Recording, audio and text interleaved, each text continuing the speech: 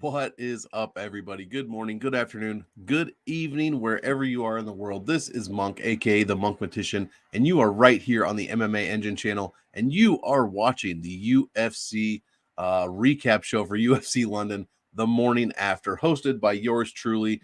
Give me about 20 minutes, 15, 20 minutes, and we will go through all 14 fights super quickly with the results. We will check the DraftKings optimal lineup, and we will show you how well or poorly CM Monk did on his bets last night. So, without further ado, guys, get yourselves in the chat like my guy Lou bet you. What's up, Lou? Good morning. Any questions, comments about the card last night? Please be sure to drop them over there in the comments. And yes, let's make sure all my notifications are going off as soon as I start the recording. This is fantastic.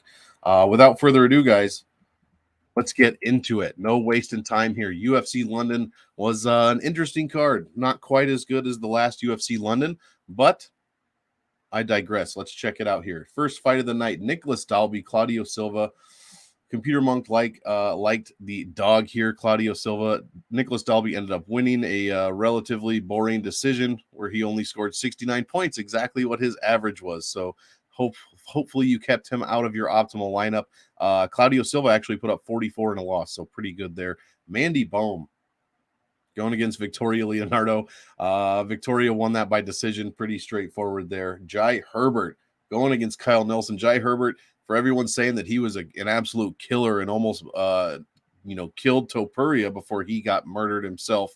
He looked pretty lackluster going against Kyle Nelson here. Kyle Nelson did not look great either. Computer Monk picks Jai Herbert by decision. We get or by finish rather. We get Jai Herbert by decision. Muhammad Makayev. I mean, come on, guys. He was not. There's no way Charles Johnson was beating this guy. Makayev dominates from pillar to post, as they say, all 15 minutes. It was boring. All he did was get takedowns and blah blah blah. Yeah, that's great for DraftKings. That's exactly what we wanted. That's why I said put him in your optimal lineup. So we picked Muhammad by decision, and that's exactly what we get. So there we go. Already off to a better start than Computer Monk was last week. So that is definitely a good turnaround. Next fight, Makwan Amir Khani going against JSP Jonathan Pierce. We had Pierce by finish, and that's exactly what happened. First finish of the night, finishes Makwan by basically ground and pound in the second round. Makwan basically, had nothing going pretty much outside of the first couple of minutes there. Nathaniel Wood. Next fight going against Charles Rosa. Nathaniel Wood, absolute domination. Rosa, I guess, goes like tries to go Super Saiyan in the third round, but anytime you just touch that lead leg, he was going down. So Charles Rosa was done. Unanimous decision win for Nathaniel Wood. He looked great, did not score very well, but did look great. Mark D. Casey and Damir Hadzovich. My goodness, I was, I like D. Casey for cash. Hadzovich did nothing. He scored 5 points in 15 minutes of fighting, guys. 5 points. That is it. So not a great look there. DKC did not put up as many as he did against Slava Claus, but he did put up 112. So I mean, another textbook wrestling showcase for Mark D. Casey here. Ludovic Klein with the shocking fight of the night against Mason Jones, as far as as shocking as the card could be. I guess not as much as the main event, but I digress. Ludovic Klein getting the win over Mason Jones. Mason Jones thought he lost the first round, so then he came out, changed his game plan, threw it out the window rather. And in the third, he attempted a jumping armbar, jumping triangle, and just got beat up for 3 minutes. Ludovic Klein landed a movie kick halfway through the second round. It was fantastic. But I did not see that coming. I was big on Mason Jones this weekend, and Ludovic Klein gets the decision win. So congrats to him. David Dennett, good timing. It's all good, buddy. I can take my L's. Paul Craig, he's still my guy. I'd be lying to you and myself if I said that was anything less than a subpar showing.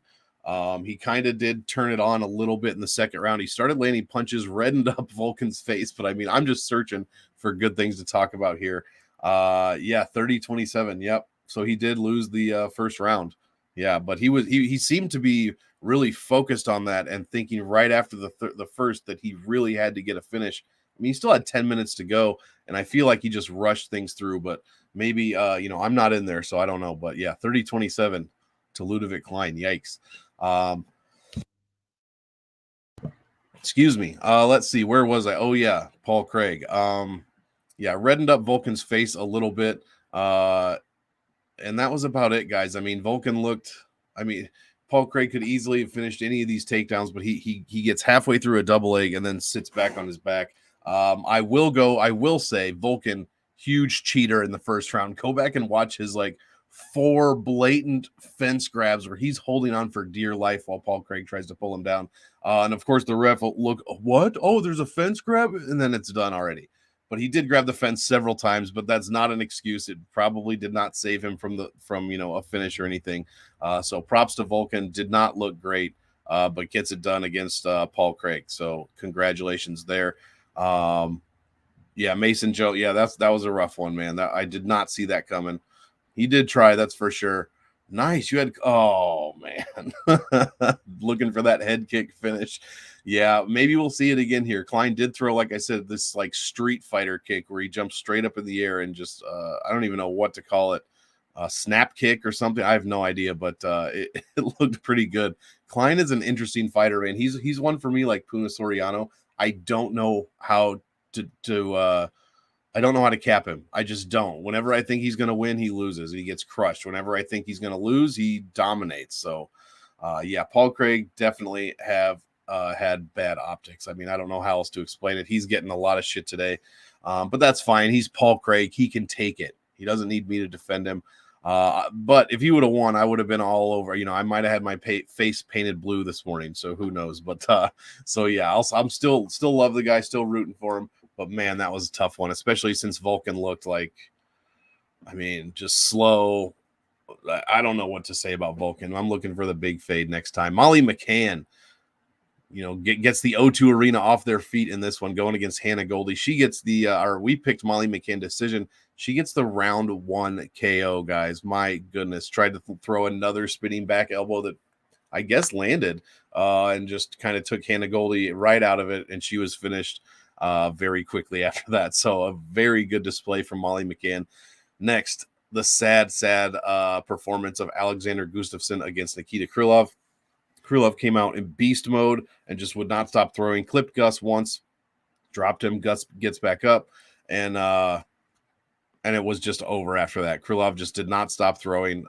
If Gus could have survived, 2 minutes, Krulov would have been dead to rights, but probably gassed out. But that is not what happened, and Gus, my goodness, got finished pretty badly. Craig striking didn't look that bad. Exactly. In the second round, there's a moment where you see Craig like, oh, I can hit this guy. And he throws punches for like 30 straight seconds, and he connects with a lot of them. Still did not outland Uzdemir in any round. I did check that this morning, but it was almost like he realized he could also punch, which was kind of interesting since he's had 20 fights in the UFC. Did Krylov get? I thought Gus got dropped. We can always check that. In fact, oh no, I don't have it up here. Somebody check on that for me. I'm pretty sure Gus got dropped and then came back to his feet and then got absolutely murdered. But I could be wrong. Paddy Pimblett going against Jordan Levitt. We picked Paddy Pimblett by decision. He gets the round 2 sub. What's up, boys? Chronic Combat. What's going on, guys? Thanks for joining me. Yeah, that's what I thought. But hey, I do forget things from time to time. Paddy Pimblett looked not stellar in the first round, not bad. But Jordan Levitt was doing a lot to stay in the fight. But Paddy finishes with a arm in guillotine in the second round, proceeds to teabag Jordan Levitt and then talk about mental health issues. So he was all over the place. But yeah, I'm never, it is what it is. Good message there at the end. I'm not sure how I feel about the live teabagging, but I guess if he said it, he has to do it or something. I don't know. Jack Hermansen going against Chris Curtis. Everybody was back and forth on this one. We Computer Monk picked Chris Curtis by stats incorrect. Jack Hermansen makes him look like he was not even in the same game. Absolutely domination for the most part, all 3 rounds. We projected a finish. It goes to decision.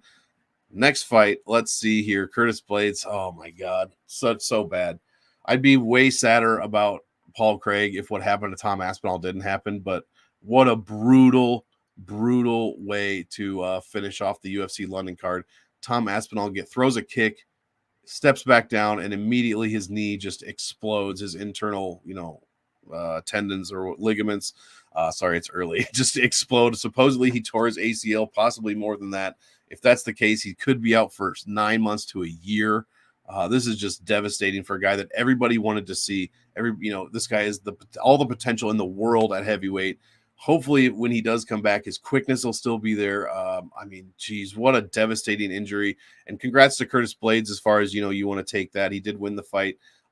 First round KO, TKO. We've had 2 main events in a row now that have finished by injury. Last week, it was the Ortega shoulder, and this week, even worse, the Tom Aspinall knee. My God, that is just brutal. I was really looking forward to that one, as I'm sure most all of you were. Krylov never got touched. Thank you, Patty. Inside the distance. Yeah, that's probably true. That's all right. I see stuff wrong constantly. Thank you for commenting. Gus got dropped once and then finished. I believe he got dropped a second time, and then because they didn't stop it up against the cage, I'm pretty sure he got dropped twice. So, whoops. Thank you for clarifying, guys. All right, so that was CM Monk's picks. We go 10-4 on the week. Last week, our worst week ever, 3-9, only our 3rd losing week since the beginning of the year. We rebound big, 10-4, 71% correct, and I believe we are up over 60% again for the year.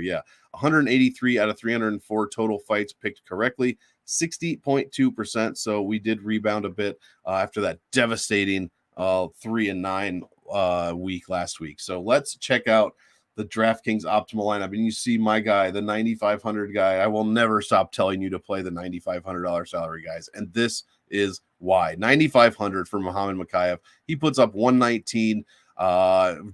He must have dropped 55 takedowns against Charles Johnson. 1 for each piece of green hair on the back of his head is how many takedowns Mokaev landed.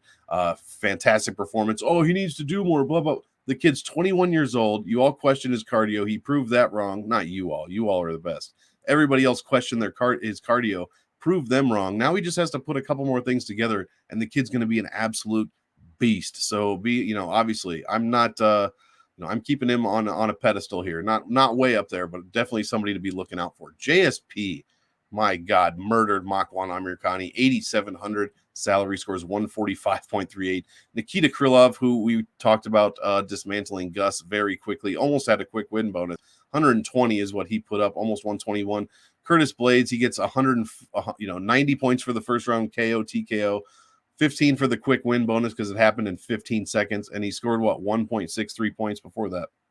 So congrats to Curtis Blades for making it on the optimal, I guess. Victoria Leonardo, who had her on the optimal, $7,800. It was a women's flyweight fight, one of the best weight classes to make the optimal. So keep that in mind. And then Ludovic Klein making it $7K, 76.03. We had a bunch of high scores and then 2 low ones.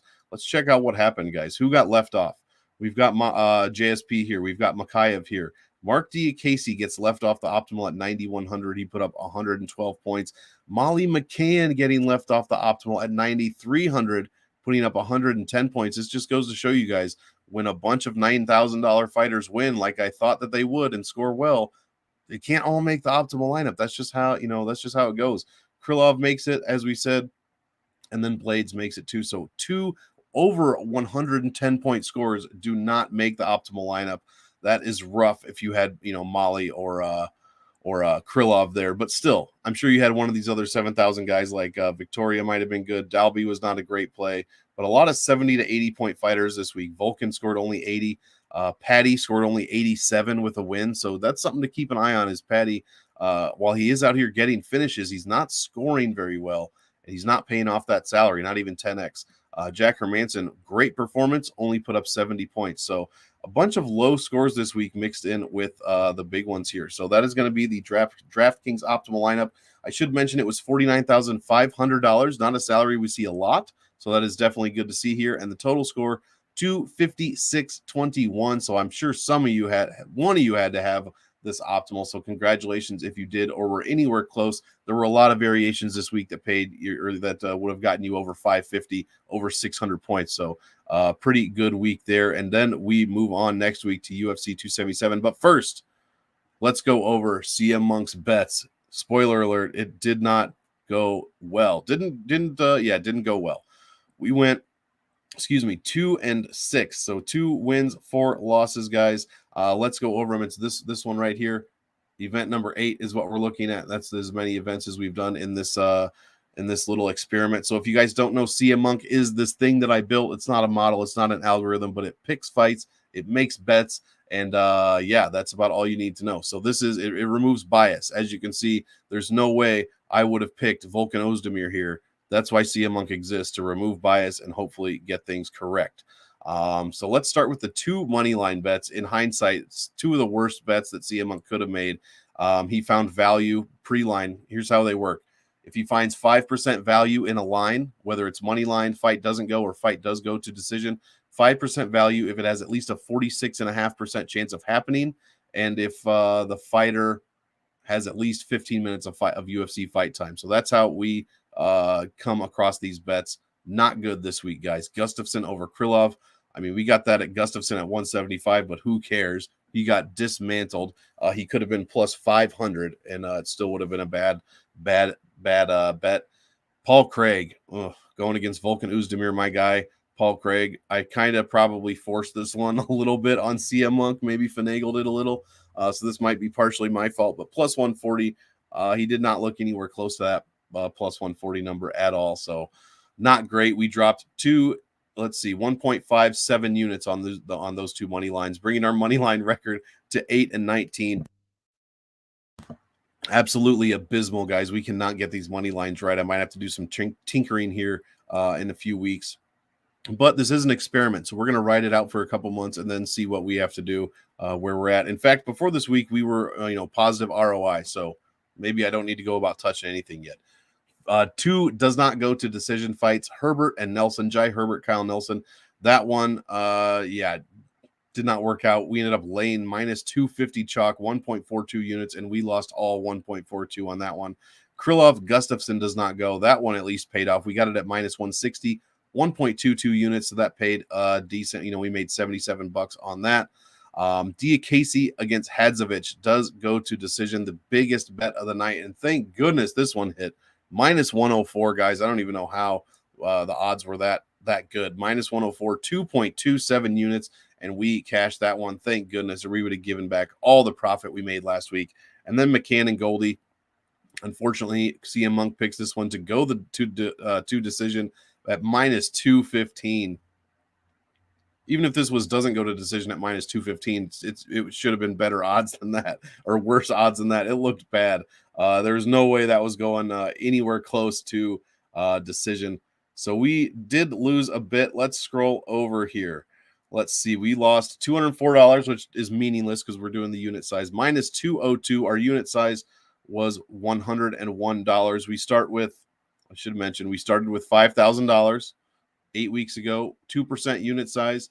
And so we have over $101 last week, and we lost 2.02 units, half of what we made last week, bringing our bankroll to 48.45.64. So guys, let's change this live, see what our bankroll or what our unit size is going to be. Probably around $96 if I had to guess for this week. Yeah, okay, almost 97. 96.91 is what our unit size is going into UFC 277. Let's see. We don't have hardly any odds, but let's see if there's any preliminary bets up here. It's always fun to do. Oh, we got a couple. Let's see. Computer Monk likes Rafa Garcia going against Drakkar Close. Interesting. 173, 15. He sees it as a minus 110, plus 110. Very interesting. Closer to a pick'em. So we got some decent value potential on Rafa Garcia. Next, Alex Perez, nice, against Pantoja. He thinks CM Monk thinks it's good up to minus 134. Perez currently 129. So we're going to be putting a bet in on there, I can imagine. And then Kai Kara France against Brandon Moreno. CM Monk thinks that he has a 47.5% chance to win. That is good enough to play a bet on him if he has 5% or more value. And at plus 169, that's not terrible. I don't know if that's the third worst bet. I don't like that one very much. Let's see. Fights don't go to decision. The main event, Peña Nunes. He wants me to put a bet on that, minus 220. I don't know about all that. And then we have nothing yet for goes to decisions. We had no lines out last night when I did this. So, guys, that is going to do it. Our overall record, CM Monk, 26, 33, and 1. We are just barely negative, minus 2.5% ROI. We were positive 1 week. We had that green circle on Bet MMA Tips. We are going to get back there, I assure you. The money line bet's not good, 8 and 19.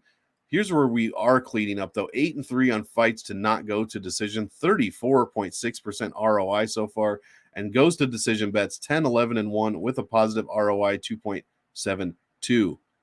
So the only bets we even made a positive ROI was the go to decision bets, and that was barely enough. So next week, guys, our unit size 96, 91. I'll keep you updated with my bets and whatnot, but that is going to do it for the UFC London recap show. Thank you so much for joining me. We went about 20 minutes. Perfect. Any last second comments, questions, bring them in there. Guys, check me out. This week is a pay-per-view week, 277. So hopefully DraftKings will put out salary information today or tomorrow, and I will be getting game theory out early this week. Salary Voodoo, I'll start working on the template for that as well. I did just change my work schedule, so now I'm an overnight boy, so I'm trying to juggle everything, but I assure you it will get better, and I will have stuff out on time this week. Let's see, Monk and Lou's Happy Hour coming up on next Friday before UFC 277. Just subscribe to, like this video, subscribe to the MMA Engine channel. Me, Wheezy, Brady, and Lou, you will not miss anything for any UFC fight card coming up in the future. And I totally agree. Fight doesn't go. Let's go, Cole. I'm with you there, but there's no way that one goes to decision, right? They can't fight for fight for 5 rounds. Not a chance. Outside of Craig and Mikhaev, who is your personal favorite play? I mean, I was going to say, but you said not Mikhaev. It would have been Mason Jones. That didn't work out. I was big on Claudio Silva. I like his losing score. I know he lost, but 44 in a loss, not bad for a cash game, so I still don't mind that one. I mean, it's got to be JSP, right? It's got to be JSP. 145 points. A lot of people are calling him a slate break. It's not a slate breaker if you're the favorite by a long shot, guys. It's expected that you're going to make the optimal and score well. So I wouldn't call him a slate breaker. Definitely the MVP of the night. Either that or D. Casey. I mean, if you read that D. Casey fight, I think it's got to be. I mean, Krillov looked great. There were a lot of guys that looked really good. Hermansen looked good, but if we're talking DFS, we're definitely thinking Pierce, 145. That's the MVP. Otherwise, it's Krillov and possibly, I guess Hermansen or Pimblett. I can't be a hater on Pimblett, man. I don't know what's going on. Every time this guy opens his mouth, I want to hate him, but for some reason, I just keep liking him a little more. I don't know what's happening. I think he's got he's hypnotizing me or something. I'm not really sure. Was not a fan of that teabag, so that definitely put him back down a little bit. But I'm an old man, guys. I don't want to see people teabagging people in real life. I just don't want to see that, it turns out. I didn't know I didn't want to see that, but now that I know I don't want to see it, I know that I don't want to see it. So if that makes sense. Thank you for the question. But yeah, I'd have to say Jonathan Pierce, 145, absolute killer. Gotta love Muhammad Mikhaev making the optimal again, that 9,500 salary, guys. I'm telling you, do not sleep on it. So thank you, David Dennett, for the questions. I look forward to getting your fight in for Salary Voodoo this week. And guys, that is going to do it. Thank you for joining me. Leave a like, drop a sub on the channel. And as always, I want all of you to enjoy the fight. So enjoy, and we will see you next time. Have a good one.